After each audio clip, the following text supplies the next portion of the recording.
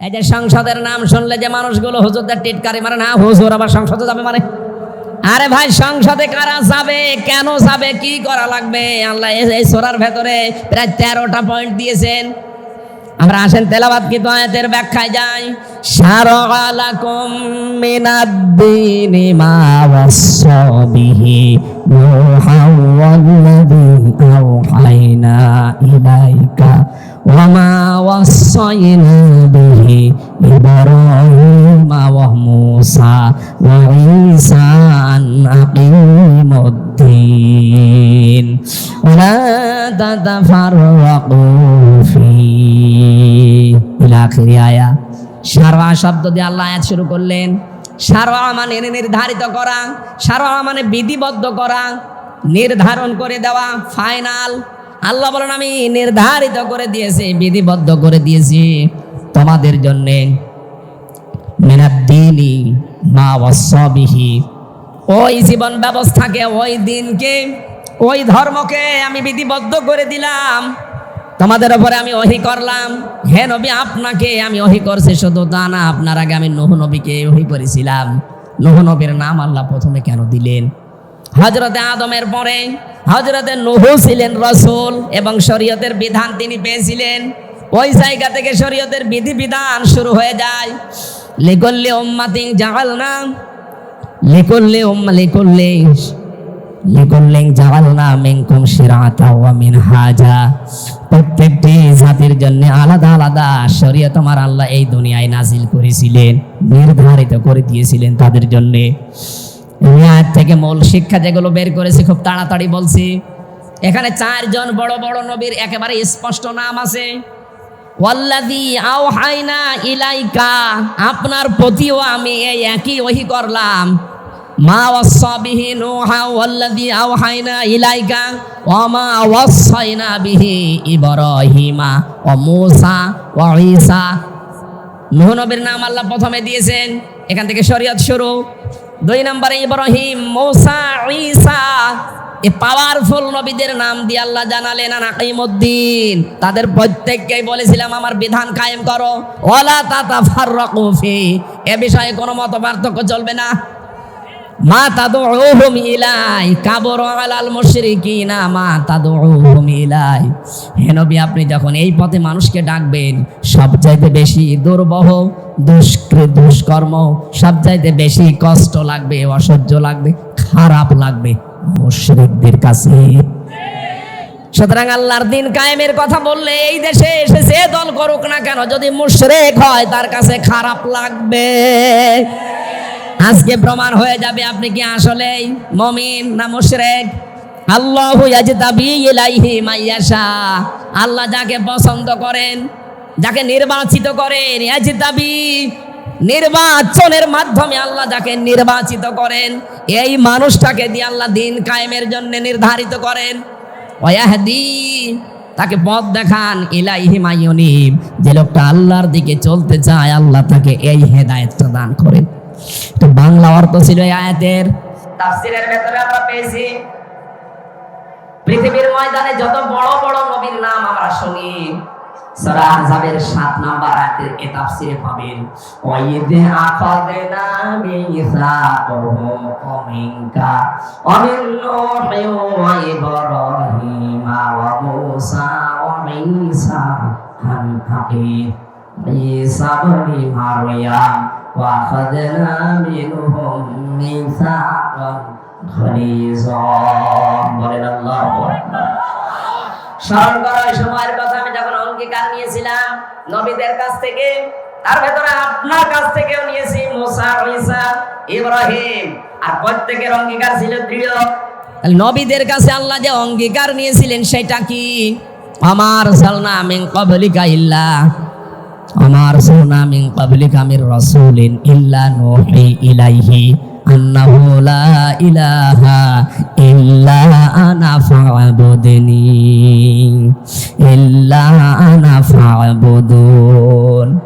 যত নবী আর রাসূলকে দুনিয়ায় পাঠিয়েছি আপনার পূর্বে, প্রত্যেকটা নবীকে আমি একটা বিষয় দিয়েছিলাম, লা ইলাহা ইল্লাল্লাহ। আমার শিক্ষা এখানে এইটা, যত নবীকে আল্লাহ দুনিয়ায় পাঠালেন লক্ষাধিক উপরে, লক্ষের উপরে প্রত্যেকটা নবীর শরীয়তে কম বেশি কিছু জিনিস ছিল। মুসা আলাইহিস সালামের শরীয়তে যেটা ছিল ঈসা নবীর শরীয়তে এটা ছিল না, ঈসা নবীর শরীয়তে যেটা আছে আমাদের শরীয়তে এটা নেই। কিন্তু প্রতিটি নবীর মিশন এবং ভিশন এটা ছিল আনাকিমুদ্দিন, দিন কায়েম করা লাগবে।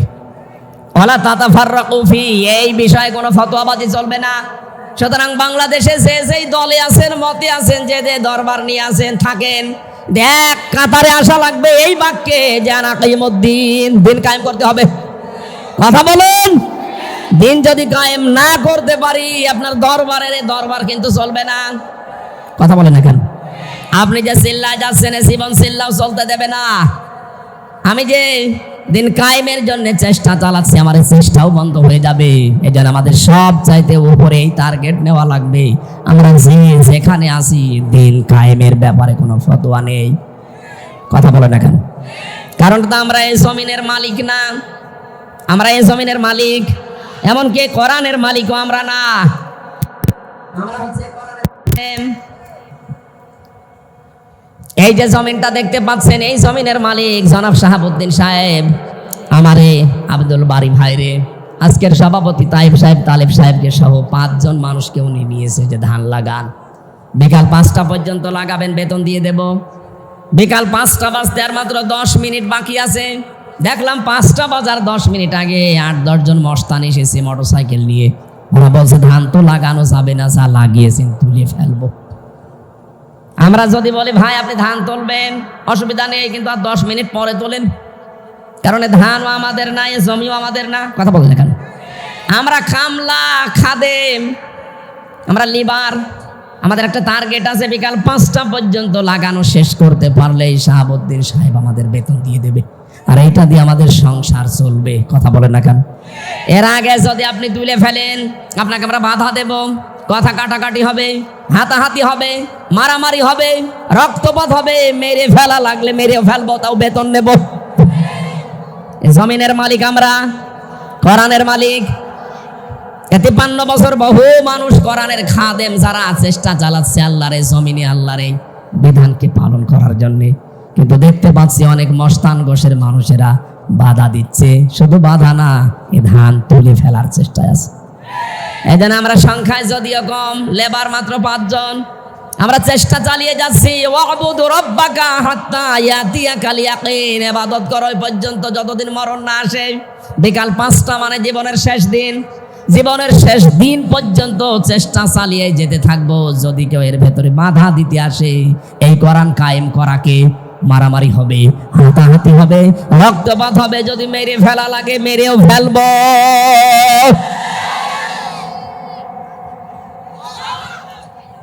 কারণ আমাদের বেতন দরকার আগে, নাই তো আমাদের পরবর্তী জীবন আমি চালাবো কি দিয়ে? আর আমাদের আসল বেতনের নাম জান্নাত। আরো ধরে বলেন কি? ওইটা পাওয়ার জন্যই তো এত কিছু করছে, কিন্তু এইটার ডাকে সাড়া দেবে না শুধু বাংলাদেশে, তারা কাবুর আলাল মুশরিকিনা মা তাদউহুম ইলাই। হে নবী আপনি দেখবেন আপনার এই ডাকে সাড়া দেবে না তারা যারা মুশরিক। এত বোঝানোর পরও আপনি আসতে চান না দিন কায়েমের পথে, আপনি কি মুশরিক নাকি? যদি মুশরিক হয়ে থাকেন তাহলে তো আপনার ঈমান নেই। কথা বলেন না কেন? যারা শিরিক করে ওদের ঈমান থাকে। আরো জোরে বলেন। আপনি নামাজ পড়েই কি করবেন, রোজা রেখে কি করবেন? আপনার মতোই নামাজ, রোজা, হজ, তারাবি, রোজা রাখার পরে ইফতারি করা, সব কিছু করেছিল আব্দুল্লাহ ইবনে উবাই, কিন্তু এই জমিনে দিন কায়েম করা লাগবে এইটার পক্ষে সে ছিল না। আল্লাহ পাক তাকে মুনাফিকের মরণ দিয়েছে। কথা বলেন ঠিক কি না? নবী বলেন মাম্মা দাওয়ালাম ইয়াফসু, যে ব্যক্তি মরে গেল কিন্তু সে যুদ্ধ করলো না, আলাম ইউহাদ্দিস বিহি নাফসাহু বিল গাযবি মা তাআলা শুবাতিন মিনান নিফাক, ওই মানুষের মনের ভেতরে কামনাও আসে না যে আল্লাহর জমিনে আল্লাহর দিন কায়েম হোক, সেই লোকটা যেন মরে গেল মুনাফিক হয়ে। আমার এই হাদিসের চোখটা লাগিয়ে দেখতে পাচ্ছি বাংলাদেশে বহু নামাজি, বহু রোজাদার, বহু হাজি মুনাফিক হয়ে মারা যাচ্ছে। বগুড়াবাসী, আমি একটা সূক্ষ্ম কথা বলছি, খুব খেয়াল করে শুনেন। ফেরাউন যেদিন ডুবে যাচ্ছিল, যেদিনও ডুবছিল, ওই সময় কিন্তু আল্লাহর একাত্মবাদের ঘোষণাটা দিয়েছিল। কোরআনে কারিমের সূরা ইউনূসের ৮০-৯০ নাম্বার আয়াতে আল্লাহ তাআলা আমাদেরকে এটা জানিয়েছেন, খুব খেয়াল করে শুনবেন, আপনি এভাবে শুনেননি। হাত্তা ইযা দারাকাহুল গরাকু ক্বালা আমানতু আন্নাহু লা ইলাহা ইল্লাল্লাযী আমানাত বিহি বানু ইসরাঈল ওয়া আনা মিনাল মুসলিমিন। ও যখন ডুবে যাচ্ছিল তখন বলেছে আমি ঈমান আনলাম ওই আল্লাহর উপরে যার উপরে বনি ইসরাইলরা ঈমান এনেছে। ও কিন্তু আল্লাহর ঘোষণাটা দিয়েছে, কিন্তু ওই জামানায় যিনি প্রেরিত পুরুষ, যিনি রাসূল ছিলেন, নবী ছিলেন, হযরতে মুসা, তার স্বীকৃতিও দেয়নি। কারণ সারা জীবন তার সাথে একটা দ্বন্দ্ব বেঁধেছিল ফেরাউনের। এক কথা বলছে না কেন? যদি বলতো লা ইলাহা ইল্লাল্লাহু মুসা কালিমুল্লাহ, আল্লাহ ওরে মাফ করে দিত।